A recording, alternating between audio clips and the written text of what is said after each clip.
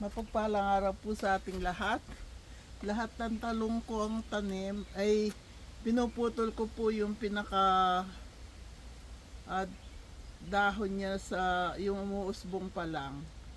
Para po namumulaklak na kasi sila. Para po dumami pa siya na dumami ang sangat. Dumami ang kanyang bunga. Ayun.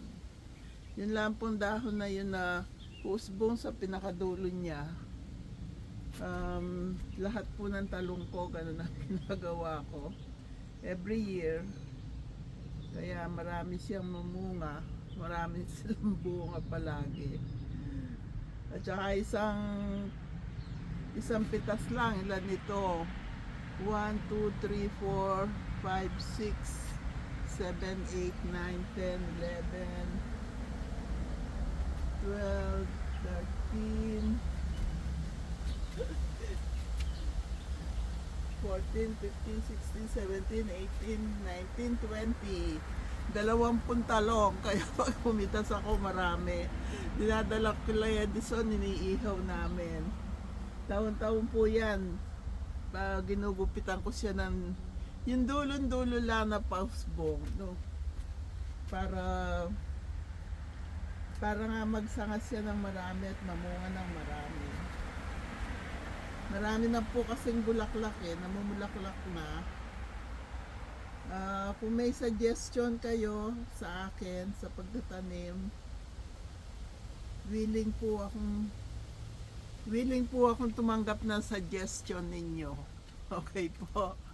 Kaya kasi ako naman di naman talagang magsasaka sa Pilipinas. Pero dito po sa Amerika, nagtatanim ako pag summer, makakain man lang ng organic na mga tanim ko. Marami rin po akong ampalaya. Ito mataas na. Pagka babawasan ko naman ng dahon yan mula dun sa baba para umusbong din siya. Itong aking patola malayo na narating. Ambisyosa yung aking patola, kagaya ko. Kanina maaga akong nagising. Pagka Sabado marami po akong ginagawa. Kagabi talaga exhausted ako. Naghanap lang ako ng tirang pagkain sa rep namin at yun ang kinain ko. Si Ron naman, pansit ang kinain niya.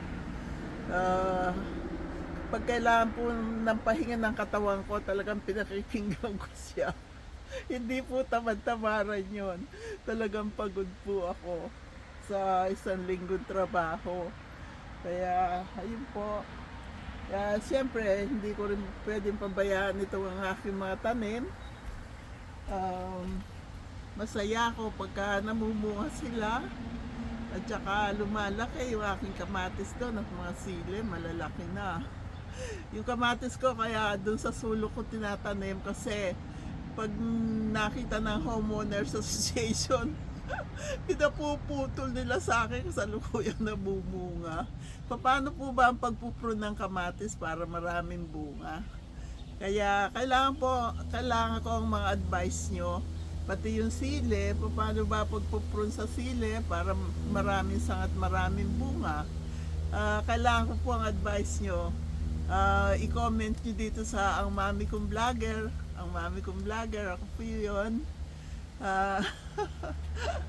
Meron din po tayong pa-premium, 10 tigpa 500. Pag nag-umpisa na akong maglista, every week na yon. Okay po, kaya mag-subscribe po kayo.